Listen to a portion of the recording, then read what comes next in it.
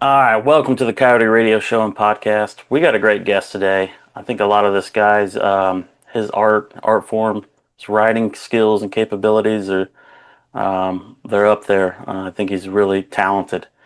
We got Danny from Amigo the Devil. We happened to be coming into town and caught him before a show up at the Vogue. So if you haven't seen them live, this was a solo run. But even solo is captivating. I mean, you can tell by the audience, that you could hear a pin drop at sometimes. But catch 'em full band. They're going to be at Muddy Roots this year. I'm not sure which day that one is. Maybe Saturday, I believe. But check out their schedule. Big fan of Muddy Roots and what they do. And speaking of festivals, I do got to throw in there. We got Pickin in the Backwoods coming up August 7th, 8th, and 9th. Grab your tickets. I got a link below.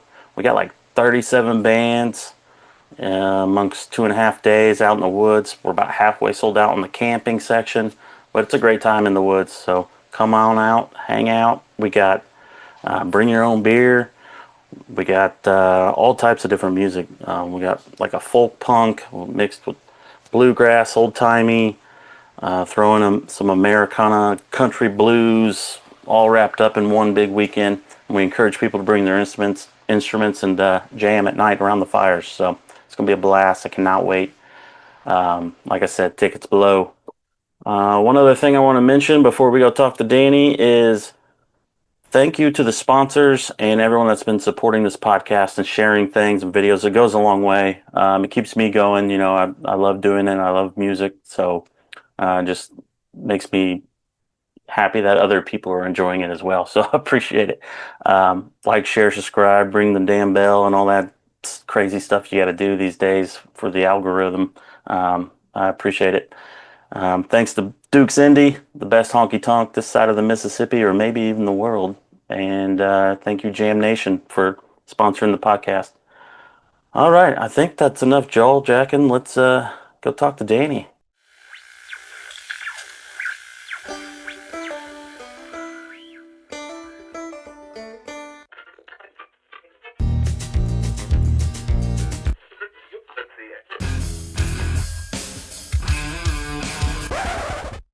Finally, man, I think this is 2 years in the making. 2 years?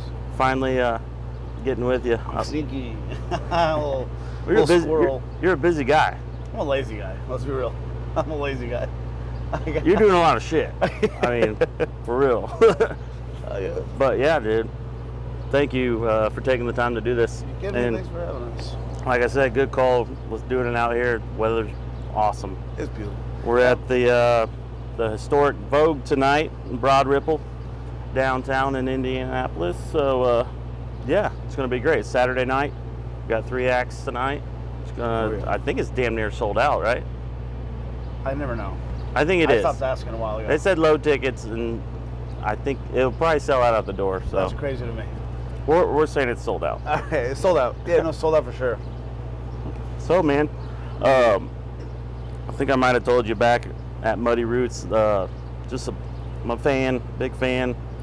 There's so much as a music lover in general, from bluegrass to punk rock to all kinds of shit, metal I grew up on. And I think you have like a really cool way of blending so much shit and not like pitting up walls and letting yourself be as creative as possible without like being in those stereotypes that people want to like put you in a box, It's funny because it definitely has its cons.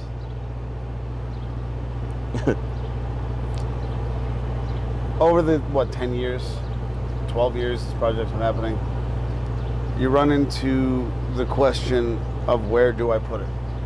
Anytime you're trying to get something accomplished or achieve something, the question is always, where do we put it? What world does it go into? And since it doesn't really have a defined little slice of its pie,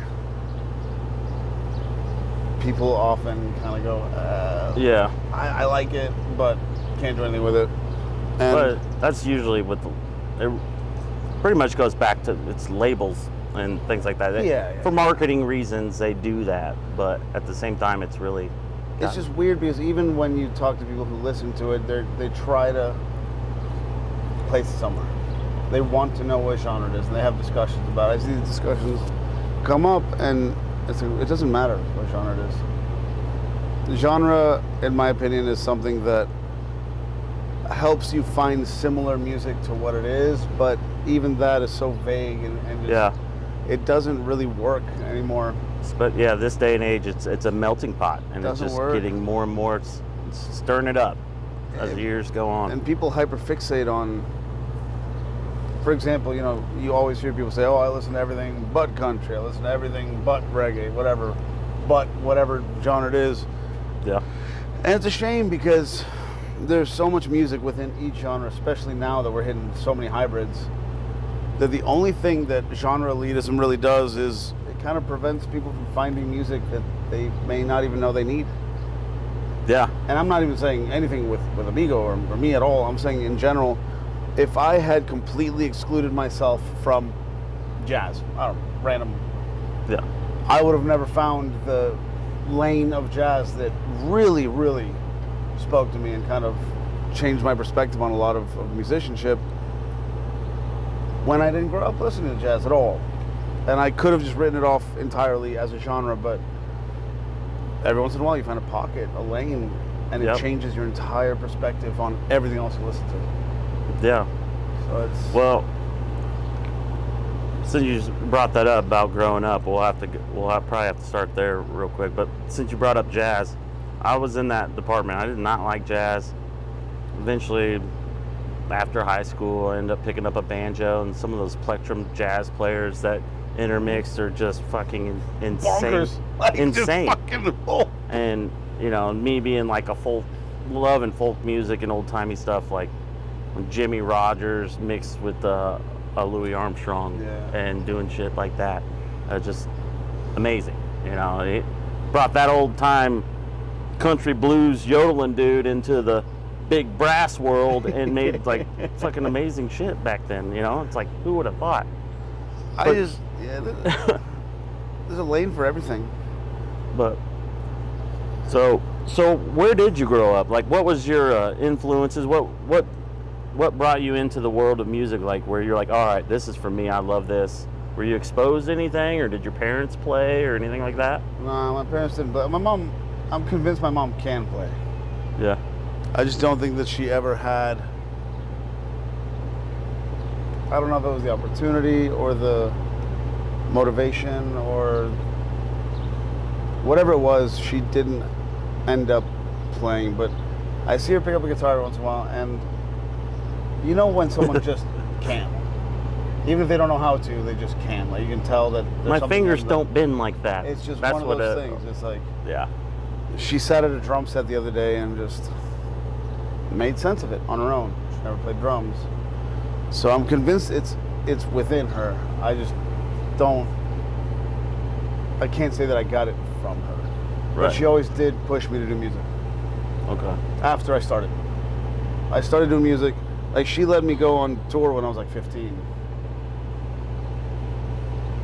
That's awesome. She was like, oh, I don't, you know, fuck school. And so we, I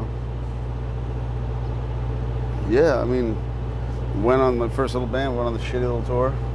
Yeah. Those are the ones you always remember, man. Goddamn. Grinding it out. I was literally 15. Dude, that's awesome. Yeah, 15. And then after that one, we turned 16, and we had one 18-year-old in the band, and he borrowed his dad's SUV, and we toured across the country. And we got to San Diego. Damn, I haven't thought about this in a long time. And at Dude, that what an point, experience at age 15. Oh my God. Insane. 15, 16. I'm trying to think what I was doing at that. I was playing basketball, and that's about it. Like, you know, school and basketball. Well, it's funny because the only reason that they let me stay in school because I was a swimmer. Oh, yeah? I was like swimmer for the school. That's why I was going to that school. And so they would let me leave on these tours as long as I came back trained and swam for them. Yeah. Like that. So that was the give and take. It was. And my grades were fine. I wasn't bad at school, but I didn't care about it. I loved math. I don't know why. Math? Big fan of math. But it was interesting because my graduation, I ended up going to a different school. I got in trouble a lot, so I ended up going to a different school that was for bad kids or whatever. I don't know how to say it. They gave it a nice name. And it was, That's where the bad kids went. yeah. And I had my graduation, and instead I went on tour. My mom was really, really excited for me to graduate. My grandpa was too, so we ended up doing just this really fucking weird tour. Again, this is a separate tour. We were like touring with a shitty band. Like several dates out of the year, like. Yeah, we would do like a month at a time. Yeah. A month at a time. Probably twice. Well, granted, that only lasted 2.5 years. When I was 17, all fall apart, 17, 18. And then I moved to LA. Right when I was turning 18. Mid 18. I don't remember. I did a lot of drugs back then, so I don't remember shit. But I remember the graduation day. My mom had a sidekick. Those little switch phones that you flip up. I had one of those, and those were a big deal. Those things were awesome. I want one now. Yeah. And so basically, she would call me, like once a week to check in and all that. And I remember Danbury, Connecticut, graduation day. And she called me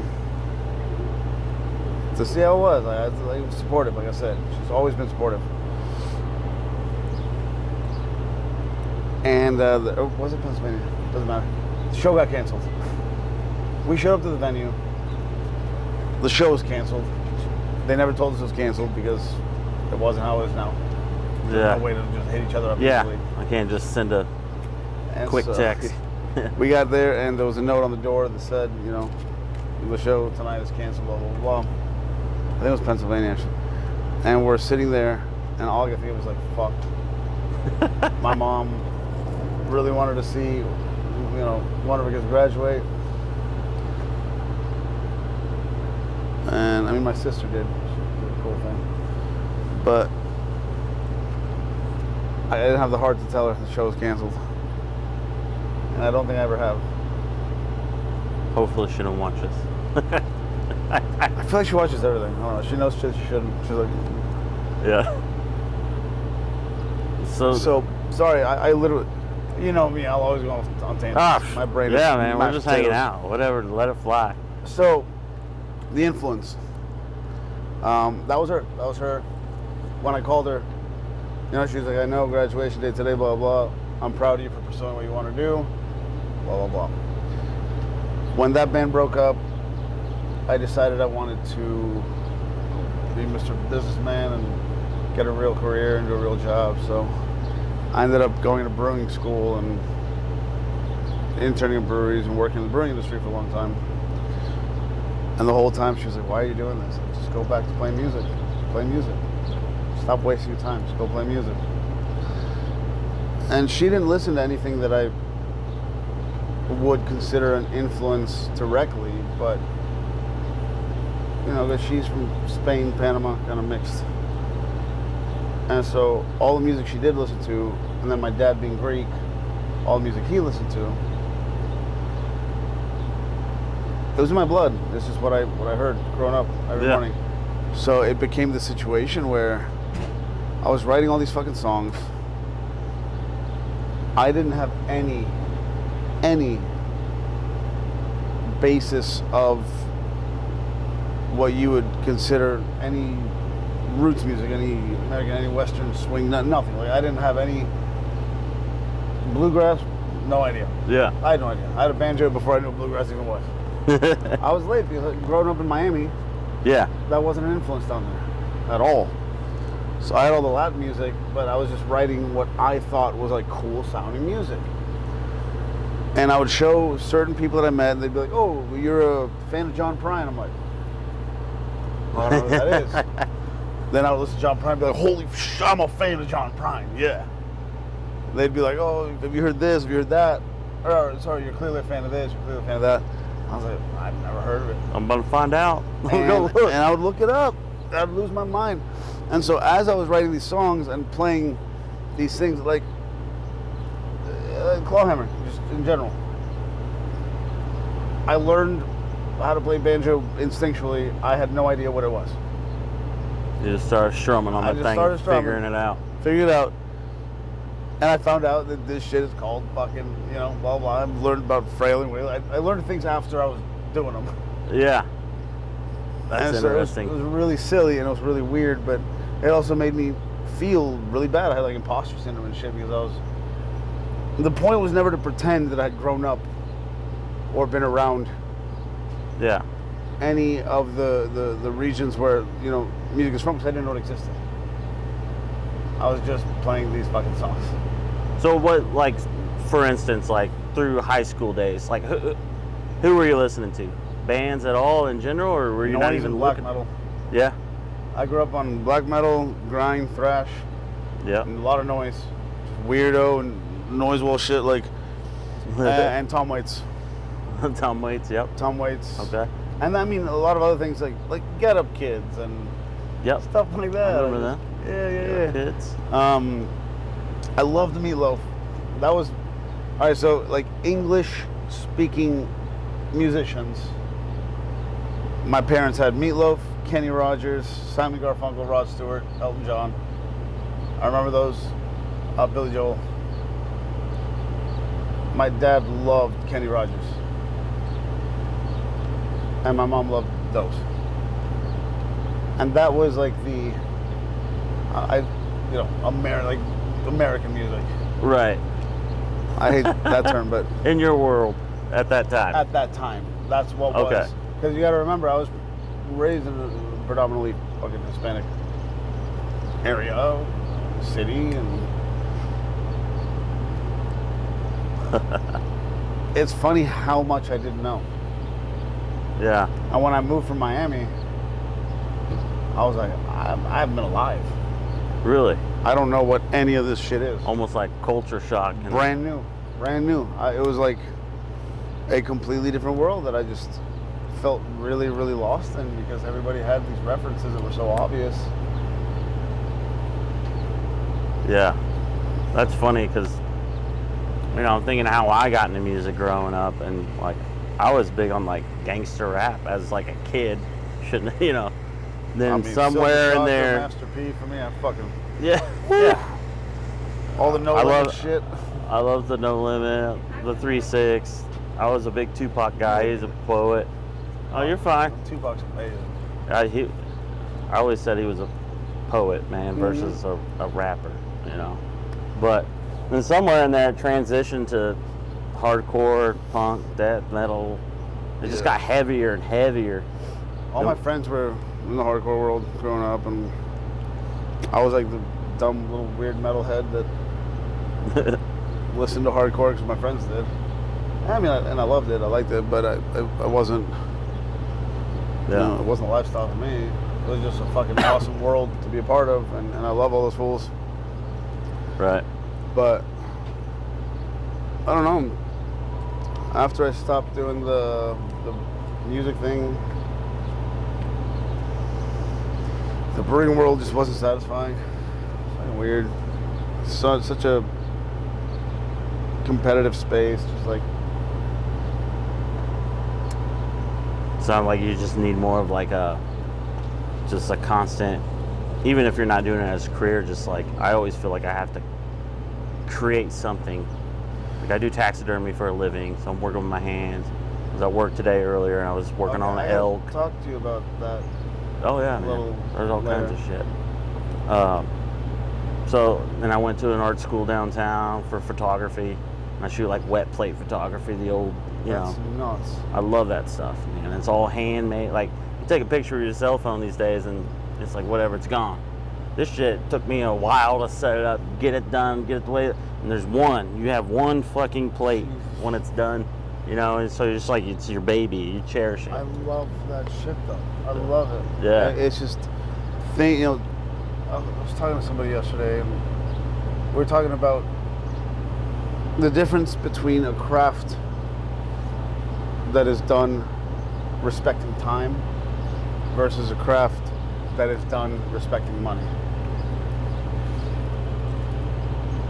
People who try to fast track things like the wet plate stuff and all that, you know, you can get the filters on there and shit like that, but it's never going to be. It's not. It's never going to have the integrity or the depth or the heart, the feel, right?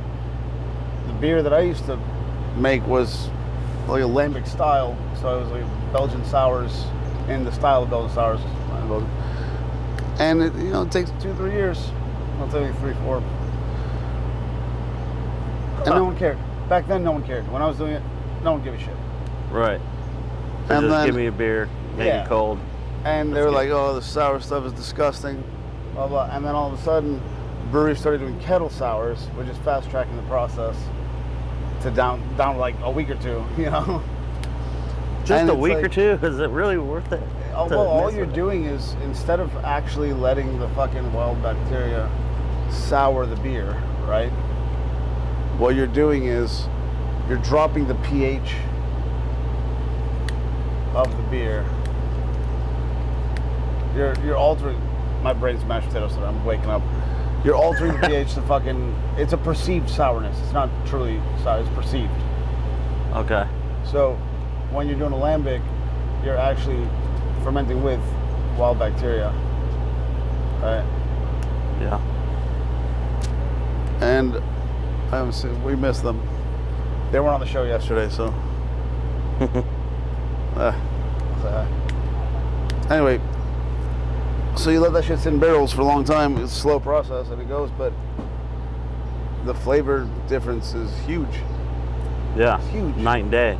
But people want the fast one. It's quick. So once you get that acquired taste and you've done it long enough, you start messing with it like that. You're like, eh. Well, yeah, and then sours became really popular because it's easy to do. Yeah. And then the craft of the actual fucking lambic went to hell. So when you were working through there, you were still, you know, that is some sort of a outlet for you creatively, like mixing and matching, just checking your pH, your levels, and being on top of this thing. So when it's done, you have like the most perfect. It's chemistry. You know. A lot of cleanup. You're just like a yeast janitor. That's what you're doing. Yeah. You're cleaning up all day. Yeah. But there's, you know, there's the nice chemistry to it. That's about it. Other than that, it's just a bunch of dudes yelling at each other about nothing. It's stupid. Hey, you know, it could be worse. Oh my god. I have a ton of friends that are still brewing, and they do amazing things. I just didn't have the patience for it. Yeah. Yeah. It's a slow process. I like bourbon, and I love going to distilleries, and I went to Maker's Mark not that long ago, and it was like no one was there on this tour, so we got to do a lot of extra shit and taste different things, and the process is so cool. Yeah. I want to do one in my backyard. Yeah. Man, taxidermy. How'd you get into that? Started dating a girl in high school, and her dad ran it. We were high school sweethearts ever since. Married now. Oh, still? Oh yeah. That's the coolest fucking thing. That's a cool story. Yeah, dude. I think we're approaching 20 years together, and I'm only 40. Or almost 40. Not even 40 yet. So half my life, over half my life I've spent with her and her family, and that's so cool. It's worked out great. Yeah. But that's cool. Yeah, dude. So once you finally got back to the music and started doing your thing, did you feel like, all right, this is where I need to be? Like, did it finally, instead of just kind of going through life, or not really? I mean, or just a slow grind back? It was a slow process back because all I had at that point was an acoustic that somebody had given to me, and a banjo that I bought because it was funny. That's the silly part. The silly part is I was so far removed from the world that I'm obsessed with now. I'm still not trying to recreate. I'm not. Yeah. I don't. Like we were talking about earlier, I'm not playing any real traditional styles, other than mixing shit in here and there. Yeah. But unless they come up with a new instrument, at this point, it's like no one's gonna like reinvent the wheel. You know what I mean? So it's just kind of. It's just a mix and match. Yeah. But all I had back then was the banjo that I was like, haha, that's banjo. Ooh, it's crazy. Silly me, right? Fucking, I was bored in the apartment one day after work, and I picked it up and I was like, what is this gonna do? And I was like, I was sitting in this little lounge chair. I couldn't for the life of me understand the fifth string at all. Yeah. I was like, what the fuck is this thing? This is silly, this is broken. Was it a resonator or open back banjo? Yeah. Open back. And I ended up figuring out some chords, and I ended up writing Perfect Wife. The first half. I wrote the first half of Perfect Wife either that night or the second night after. After just picking that thing up? That's awesome, dude. It was definitely a very simplified version of it. Yeah. Yeah, you spiced it up over time, I'm sure. But it, not too much.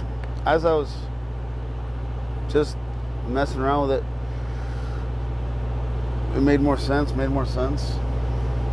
Started writing more songs with it. At first I was kind of just using it as a thing that made a tone that I didn't have otherwise. And after a while, started slow. I'd get drunk and I'd be like, I'll show you stuff, whatever. Very hit or miss, obviously. I was shy about it. My biggest fear growing up was singing. Yeah? Well, one of my biggest fears, snakes and singing. Snakes and singing? Are those two? Now I'm okay with half snakes. So I can identify them before I'm startled by it and know what it is. Yeah. Not poisonous, I'm cool. Yeah, I just don't trust them. I don't trust them. If they're silly little things, cool. Well, you can't read them. They'll be like, At all. it looks fine. Yeah. They say, you're fucking bit. And then they're like, nope. But then everybody who loves snakes tells me that's not true. And I'm like, I'm going to believe it though. I need something to be afraid of. That's hilarious. And so, yeah, when I started singing for this, it was like silly voices. I was singing in these really silly little voices, like pretending to be other things, other characters, whatever, because I was so scared of singing. Yeah. That's kind of like a default, I think, for a lot of people. Like you almost try and make it humorous or funny to take almost the edge off or awkwardness of it or whatever. It's embarrassing. Yeah, and be like, I'm just joking. It's a joke. And so I did that for a long time. A lot of the first little demos are like, I think the first Perfect Wife demo, I say demo, just the first fucking time I recorded it at home. I think I was singing like this old witchy voice. Like, I sat down to watch the game. And I had a friend in LA. I was living in San Francisco at the time. That's where the brewery that I was working at was. And I wasn't 21 yet. No. So they were like, stay in the back, be quiet. Yeah, literally. Yeah. And it was an amazing experience. I get there at 5, haul a bunch of grain bags around, help out. They taught me everything. Super patient. Became very fatherly. Yeah. And yeah, I don't know, man. It was a cool experience. And then I went off to Germany, to brewing school, when I was 21. That's fucking awesome. Yeah, so Germany. I brought the banjo with me to Germany. And that's kind of where I started learning a little more. 2 of the kids that I was at school with, because there's like the program for the English-speaking program over there. And a few of the kids, two that I was friends with, but a few of them were from, like Kentucky and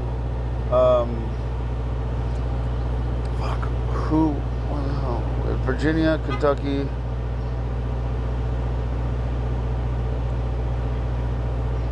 I don't remember. I remember those two, and they were showing me all of these songs. They're like, oh, you like banjo, so you like this, this, and that. I was like, I have no fucking idea what I'm doing. All the Appalachian region. And they absolutely showed me. Not just Appalachian, but like, they showed me all the, like the Marty Robbins, fucking, you know, West Texas shit, New Mexico shit, like every world, like all the cattle call shit I loved instinctually. That was just fucking Eddie Arnold blew my mind. When I heard Eddie Arnold, I was like, oh my God. Dude, that is so great. Just hearing that makes me smile. It's just weird to have. I think it's a romanticized feeling a lot of us get from like seeing westerns growing up and stuff. There's just something about, like, I don't know. I'm drawn to it too. Like, I hear that shit and I'm just. It's so funny, man, because so my grandfather, my mom's dad, was from Spain, lived in Panama towards the end of his life, and all he watched was Bonanza. Loved Bonanza, but I was a kid. I didn't care. I didn't care what my grandpa did. I didn't care what my parents did. And I would hear that fucking song. And I was like, I hate this. Dude, does they still have that on where it's on 24/7? They have a channel. I'm sure they do. Strictly that show on loop all day long. It makes me really, really sad that I didn't watch it with him. Yeah. When I had the chance to, because everything that I love is in that damn show. And it makes me wonder if I got a lot of it from just his interest in it somehow. Because when they were showing, I mean, I remember they showed me Cisco Houston, the Folkway years. Yep. And that was changed my goddamn life. That was the Smithsonian, or I think I don't know. It's been a while. I remember it's a bluish or greenish cover. I'm trying to think of the actual, but they played it for me, and it had, you know, the frozen lager. It had all these beautiful little tidbits of fucking beautiful moments in history. And I heard Way Out There, the Cisco version, Way Out There.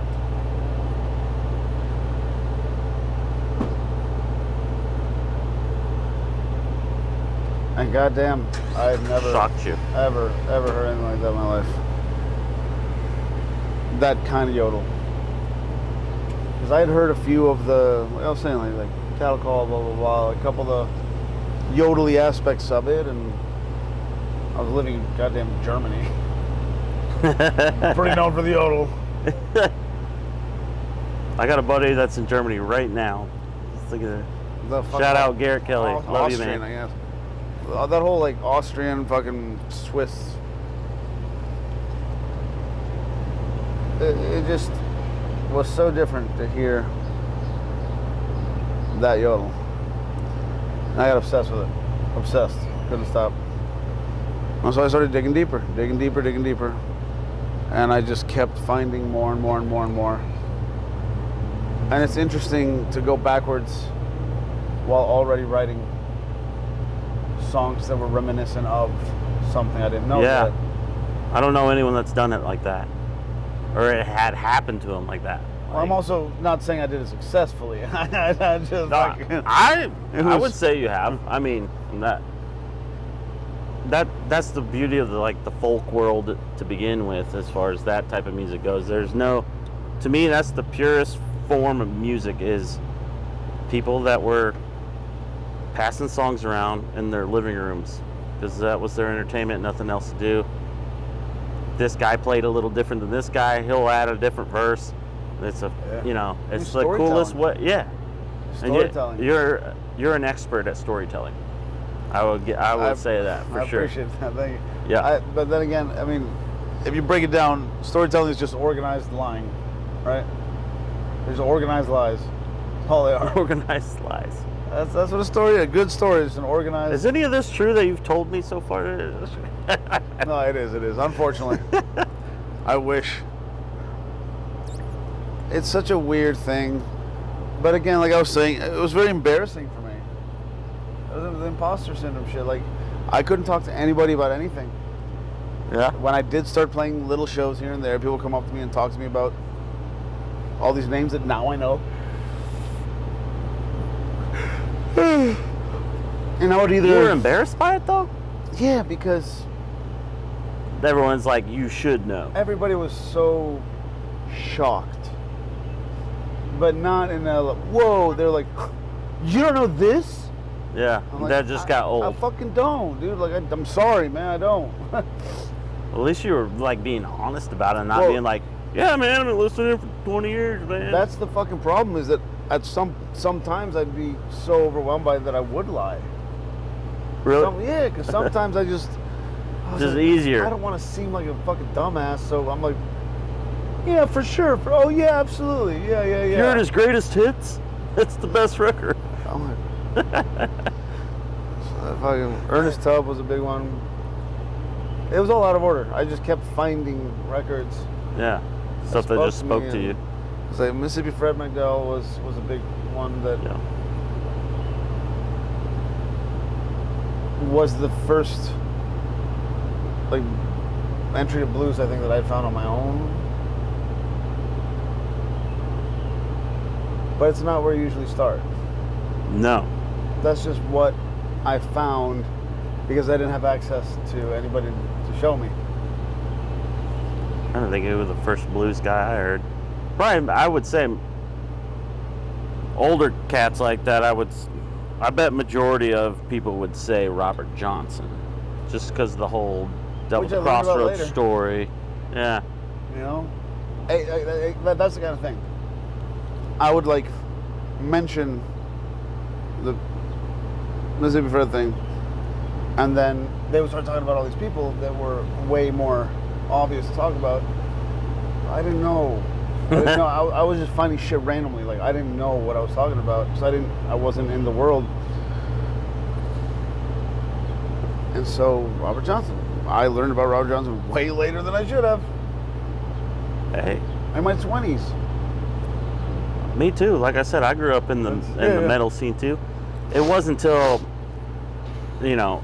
living here, I'm 40 minutes south of here, Bean Blossom, Indiana. Bill Monroe bought a campground there.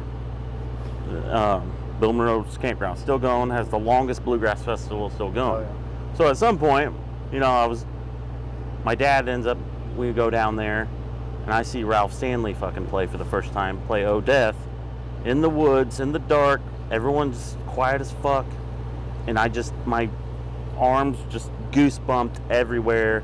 I just fell in love with it. I was like, I gotta learn how to play the banjo. I don't give a shit about nothing else. I didn't play guitar, I didn't do nothing else, and that was it for me. After that I started doing the rabbit hole stuff like you're talking about. Yeah. Just this, that, and the other, and running through them, man, and that something clicked.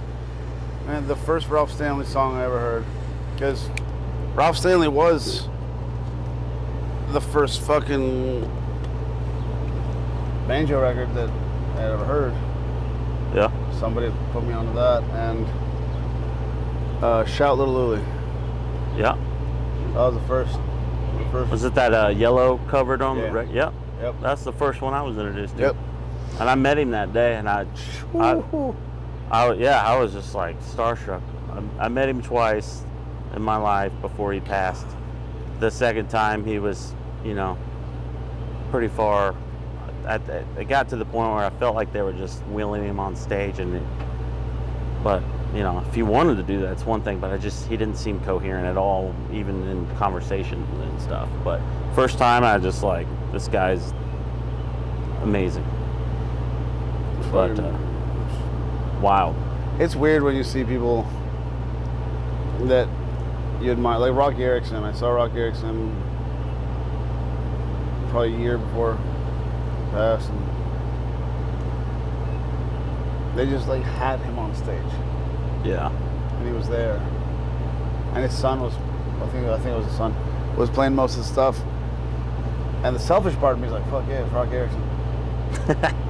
But then the other side of me was like, is this okay? Like, should we keep doing this? This is like Did he sign something to consent to be here? Yeah. But I don't know.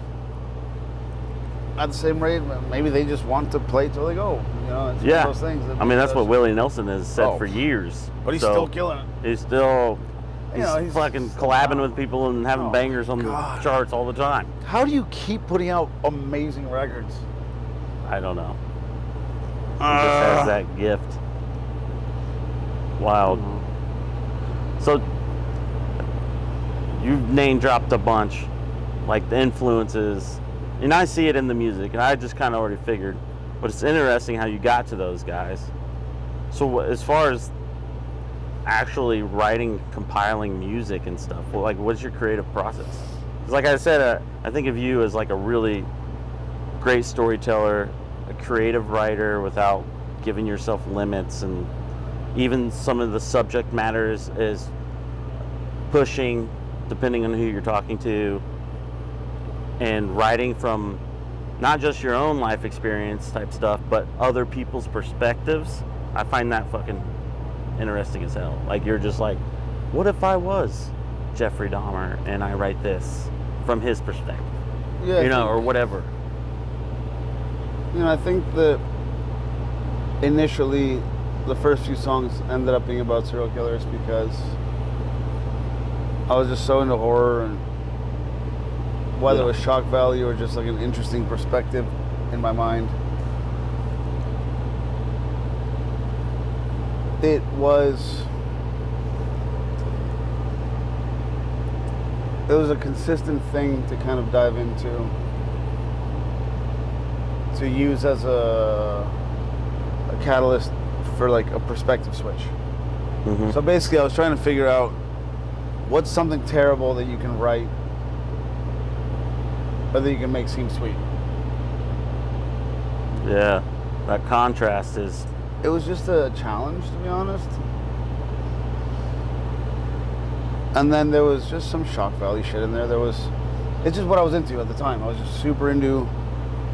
Yeah, well, I always have been. I've always been into... There's a reason why, like, shit. crime podcasts and all that shit's number one in the world. Like, people are fascinated with it. Like, I watch shit all the time. Me and my wife are glued to all the different shit, you know? Like, documentary after documentary, Dateline after Dateline, whatever it may be.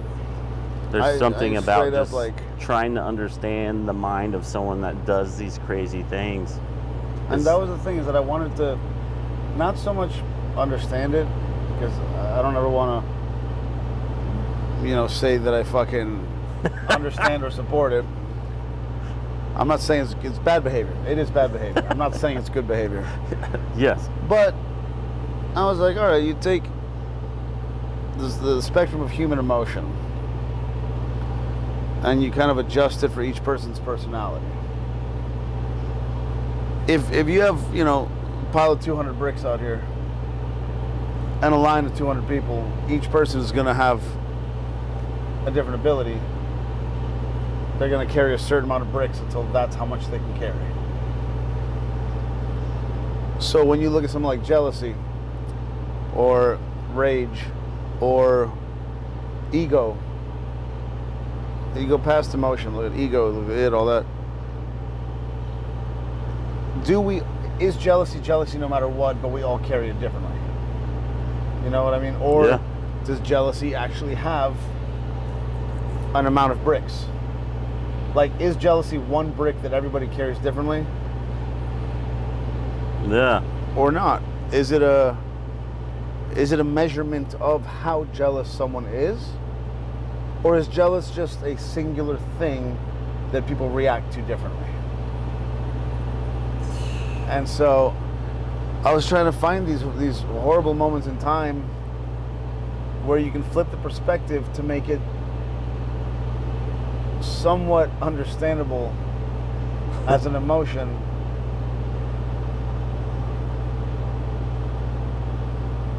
So the average person, day-to-day person, can find in a weird way relate on a human level. Kind of. Sometimes. Not that I want them to. No. Not that I want them to. Again, I'm not excusing. It's a completely bad like behavior. mind thing. It was just a curiosity, and then I realized I didn't want to be pigeonholed that fucking hard into just. Yeah. I didn't. I never wanted to be the serial killer guy. You want to be the serial killer? I just wanted to be a songwriter. Dude. Hey, And you know as well as I do, murder ballads have been a thing. Oh yeah. For Oh yeah. ever. Forever. I just didn't want, and that's where it goes all the way back to the beginning. The genre thing, the expectation of this does limit me mentally. I can't say anybody has put expectations on what the song should be, but you know, when people do attach like, oh, the serial killer songs, blah blah. In my head, I'm like, man, I can't just write a nice love song that isn't related, you know, to death. Yeah. So I get really disheartened. I get disheartened. And then when I do branch out, then people are usually really nice. So that's why it's a self-imposed.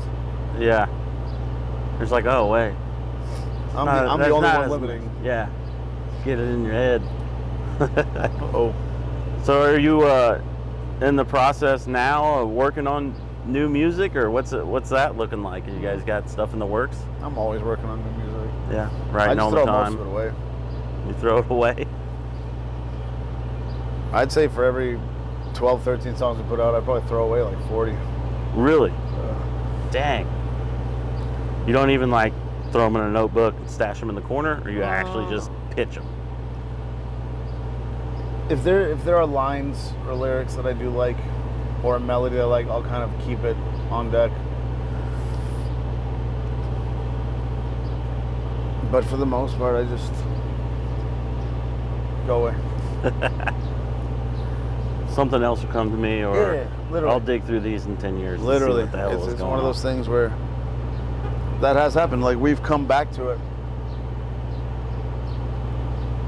Well, this last record's the first record I wrote with anybody. Tally, guitar player. Yeah. And that process was mostly like, I had an idea for a story.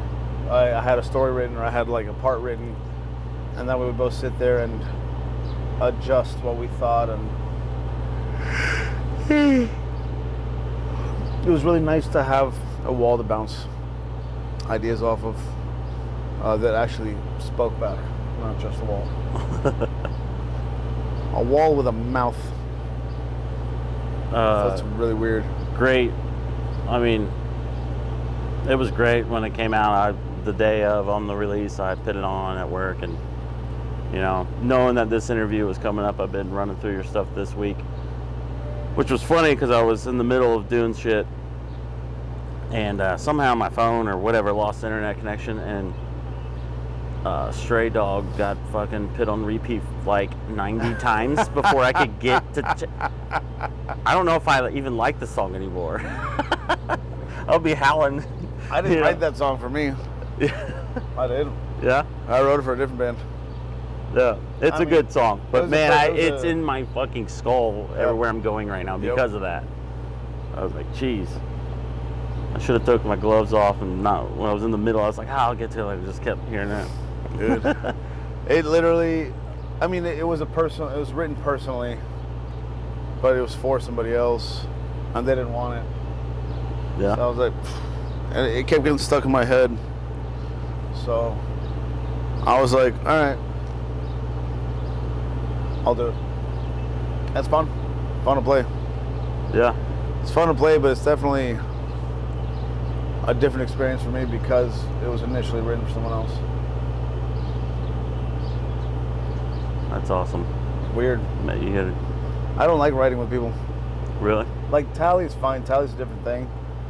But anytime somebody's like, oh, we should write, I'm like, no, we shouldn't.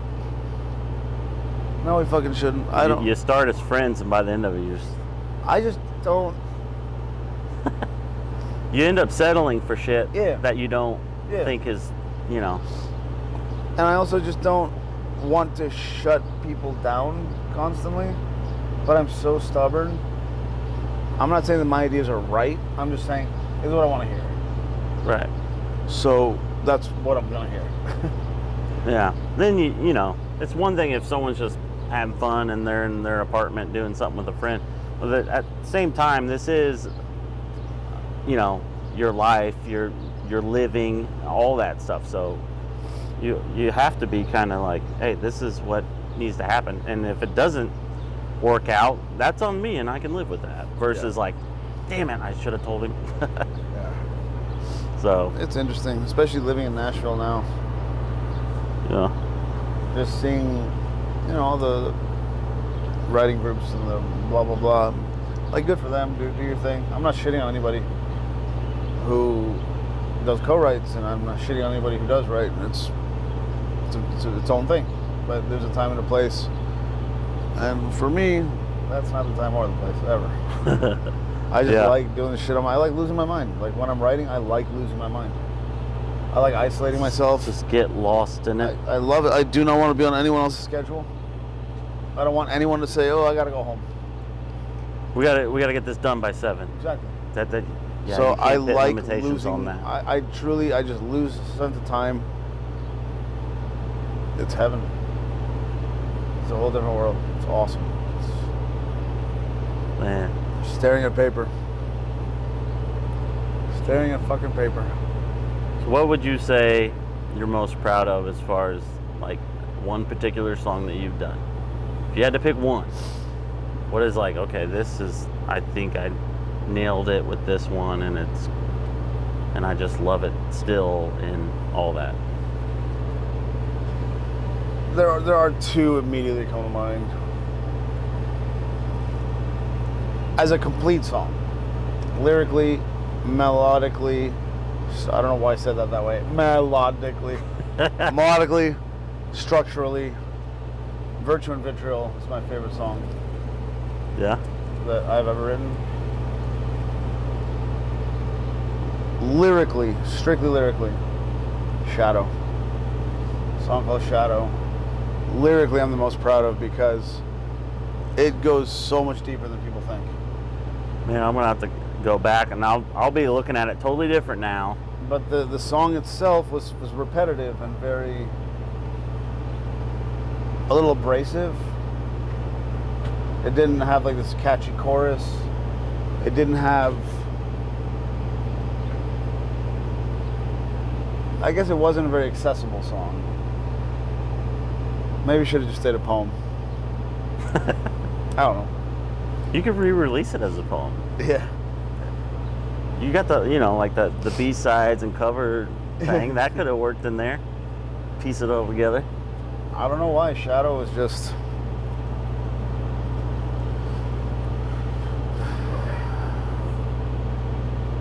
this very, very... I was proud of that moment in crafting. It's, when you allow your mind to open up and take external influence and looking up at the ceiling going like, help. Yeah. Man. It's so... I love this shit. I love songwriting. I love songwriting. It's such a weird thing. It's so simple. And I also don't think it deserves the credit that it gets. Songwriting in general. Really? Yeah. I think songwriting is a privilege. A privilege? Yeah. I think it's a privilege. I don't think it's a...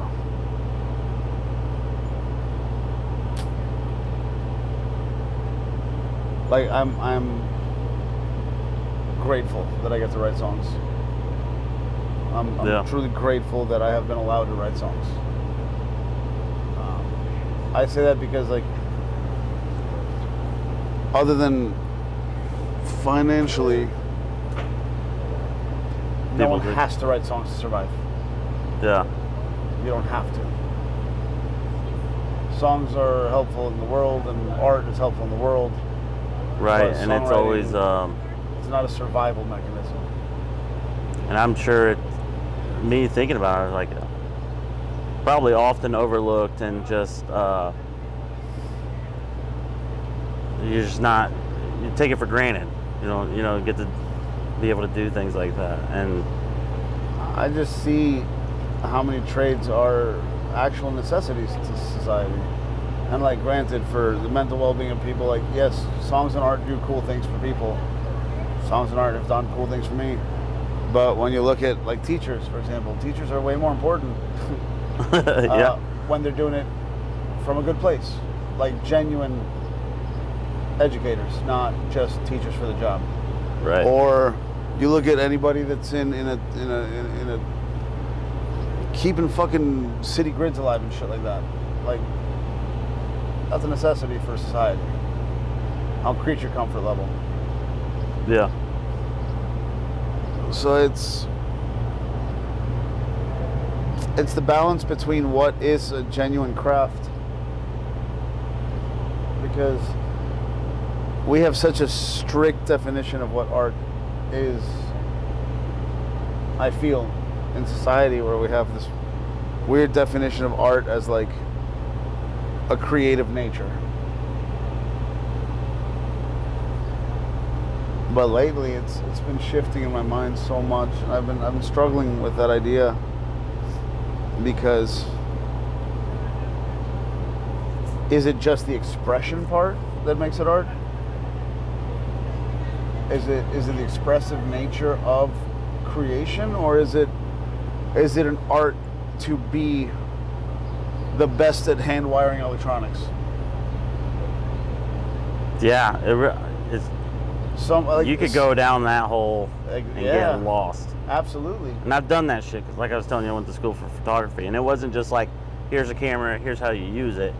It was a conceptual based type art in general. And sometimes the stuff we would make for the galleries weren't even, they were installations. They had nothing to do with the camera, you know?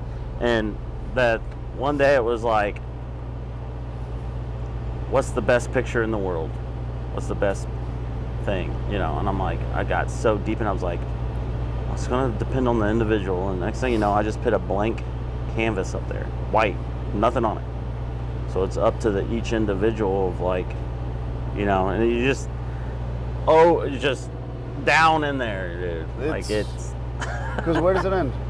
Where does it actually? I was like, okay, is that art? It's a blank canvas. Well, it's a white.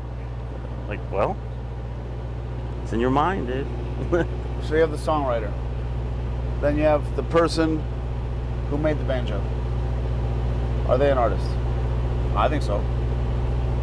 I think somebody handcrafting a banjo is an artist. Yeah. That's their art. It is used for expression. It's an art within itself. But then, see, that's yeah, it does get blurry. You go down. Then you have the mechanism, the actual wood.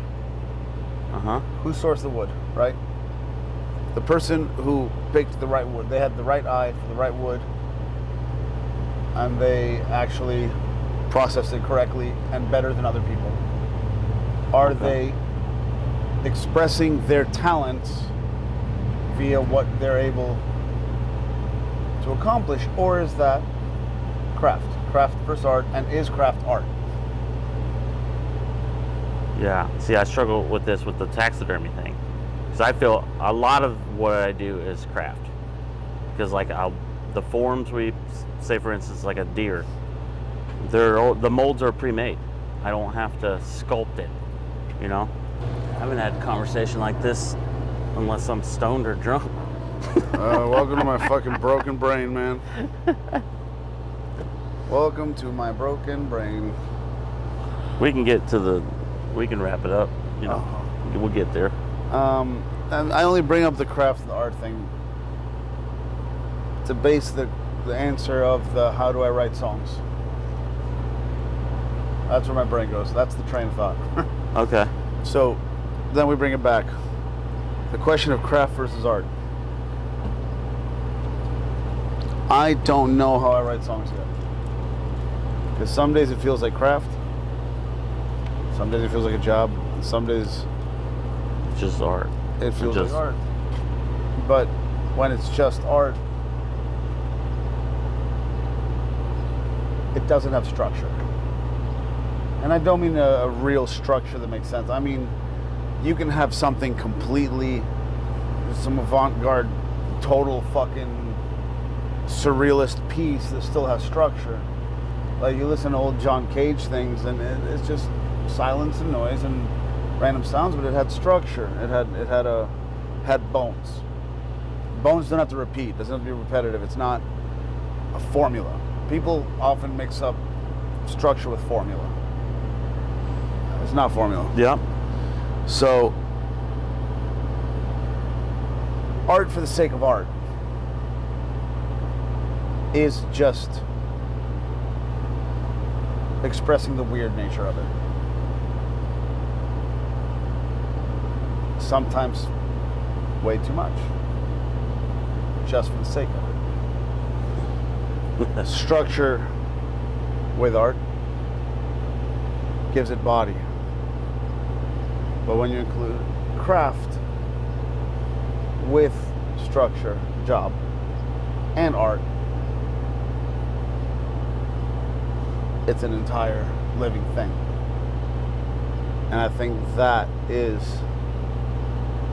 the goal of writing a song. Not necessarily how I do it, but that's the point. And I think that the search for how to do that is still going. Yeah, probably. I mean, if it was me, I feel like that would never end. Constantly learning, constantly changing perspective, and just. I feel like once you have that answer of like, how do you do this? Well, I start with this, do that. That's formula. It's not structure anymore. It's formula. Yep. And then at that point, you're just doing a job. No more art. No more craft. Just job. Man, I learned something today. I'm thinking of shit differently now. It's just it's weird because people separate those things so much. I'm like, no, it's like I had the plumber come over the other day. Well, I say the other day, months ago, and I studied plumbing in brewing school on a basic level, so I understand basic plumbing. That would be me doing hobby shit, whatever. The way that this guy was talking about plumbing and his wild ass ideas to re-plumb certain things different ways to be more efficient, and the way that his brain was just like, he was stoked. I loved watching this guy talk about it because he fucking loved it. He was just in it. It's like when you watch somebody paint, it's exciting, not boring, but an exciting fucking, you see them have a purpose. And that was one of the moments I was like, this is interesting. This is, if you take away the concept of what it is and you just put it into like a geographic map type thing, the way he is designing in his mind is fucking awesome. It is craft. It is heart. It is job. Structure. And the creativity that he put into it, could it be art? Maybe. Does he want it to be? I'm not saying he does. Yeah. I'm just saying that I don't think anyone should know how they do something. All of that, for me to answer that question with, I hope that I never know how I write a song. I hope I That's never learn. wild, man. I hope I never learn. Because that means that I've settled on a formula. Yep. That's great. Sorry I'll be sitting here thinking about it. Sorry to take you down a rabbit hole, but That's good though, man. Like that your thought process of just trying to figure that out or how to work through things is why your stuff is so unique and great, and you have your own lane. Like there's no, like we said, no genre mix. You made your own following, and it's like a cult-like following. Like people love what you do, and it's because of that mentality. It's not what everyone else's formula. You're going from a different, you're looking at it different, and it's working. Thank you. It's maddening. But dude, I thank you so much for being on. It's almost showtime. Hey, make sure you follow them on every social media thing you got. You don't even know. I don't even know. I don't even go on. You got a socials website? anymore. Don't even know a website. I just don't even go on socials anymore. Yeah. I'll post like the I don't blame you. flyers and shit, but I don't really go on socials that much anymore, and it started doing really, really well for my mind. Yeah. And by that I mean doom scrolling, like socials for actual fucking information, or like I do love watching a lot of interviews and shit like that. I love that because I do learn a lot. Anything that has some sort of learning content thing, I really enjoy, especially if it's in the wheelhouse of something I'm interested in, whether it's music or taxidermy or whatever the hell. Yeah. So, but yeah, I'm with you. Doom squirreling is terrible. So. You guys shooting or something? Yeah. Sorry. Oh, you're fine. You're Say hi to okay. the camera. You're in the interview. Can't wait for tonight. Hey, Been thank waiting you. for this for a long Yeah. time. I appreciate We'll see you in there. All right, man. so Well, yeah, let's thank get you. to it.